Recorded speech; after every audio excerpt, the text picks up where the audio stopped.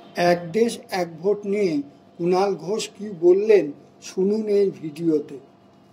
কেন্দ্রীয় মন্ত্রিসভায় ওরা করেছে, অনুমোদন করেছে।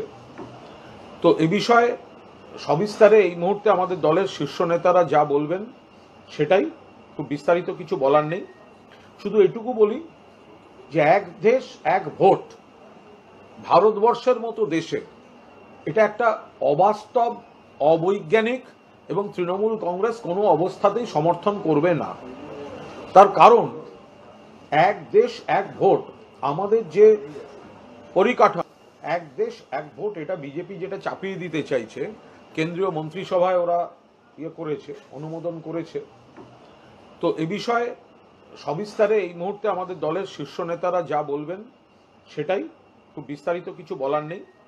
শুধু এটুকু বলি যে এক দেশ এক ভোট ভারতবর্ষের মতো দেশে এটা একটা অবাস্তব, অবৈজ্ঞানিক এবং তৃণমূল কংগ্রেস কোনো অবস্থাতেই সমর্থন করবে না। তার কারণ এক দেশ এক ভোট আমাদের যে পরিকাঠামো, গঠন, ফেডারেল স্ট্রাকচার, আমাদের এখানে যে পরিস্থিতি, এখানে নানা ভাষা, নানা মত, নানা পরিধান, বিবিধের মাঝে দেখো মিলন মহান। এতগুলি রাজ্য এবং এতগুলি রাজ্য, তাদের আলাদা আলাদা ইতিহাস, আলাদা আলাদা ভূগোল, আলাদা আলাদা সংস্কৃতি, আলাদা আলাদা নির্বাচনী রসায়ন, সেগুলোকে এক জায়গায় এনে একদিনে ভোট করা সবটা, এটা বিজ্ঞানসম্মত হতে পারে না। ভাবতে হবে, আমাদের এখানে নজির আছে এই গণতন্ত্রে যে আপনি একটা ভোট দিচ্ছেন 5 বছরের জন্য, কিন্তু 5 বছরের আগেই অনেক ক্ষেত্রে অনেক এদিক ওদিক হয়ে যায়, সরকারের ভাঙা গঠন, ভাঙা গড়া হয়ে যায়। মহারাষ্ট্র এর আগেও তাই হয়েছে, মাঝপথে এসে বিজেপি গড়ে দিয়ে গেল। তো তখন এই এক দেশ এক ভোট কোথায় যাবে? যদি কোথাও অন্তর্বর্তী নির্বাচনের দরকার হয়, তখন এক দেশ এক ভোট কোথায় যাবে? এগুলো তো আমাদের দেশে হয়েছে, আমাদের লোকসভা নির্বাচন অন্তর্বর্তীত হয়েছে, বিধানসভা একাধিক ক্ষেত্রে হয়েছে। তো ফলে আমরা কোনো অবস্থায় এই অবৈজ্ঞানিক জিনিসটা এগোতে দিতে পারি না।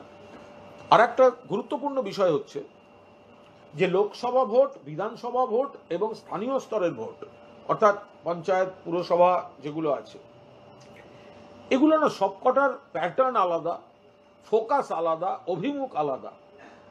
অর্থাৎ লোকসভার ভোট মানুষ দেন দেশ গঠন, এটা মাথায় রেখে, দেশ পরিচালনা। রাজ্য সরকারটা হচ্ছে বিধানসভায়, আবার স্থানীয় প্রশাসন এখানে। ফলে সেই জায়গায় দাঁড়িয়ে আমরা একজন ভোটার, একজন নাগরিক, তিনি কিভাবে একদিনে সবটার, এটা তো লোকসভা নির্বাচন, বিধানসভা নির্বাচন বা বাকিগুলি যদি একসঙ্গে হয়, তাহলে এই অভিমুখগুলি নিয়ে বিভ্রান্তি তৈরি হতে পারে। ফলে এটা কোনো অবস্থায়, আর আপনি কখন শুরু করবেন? যখনই এটা শুরু করতে যাবেন, কিছু রাজ্য দেখা যাবে যে তারা তো 5 বছর মেয়াদ সম্পূর্ণ করেনি, তাহলে তার মাঝপথে ঢুকে গিয়ে কি হাল হচ্ছে।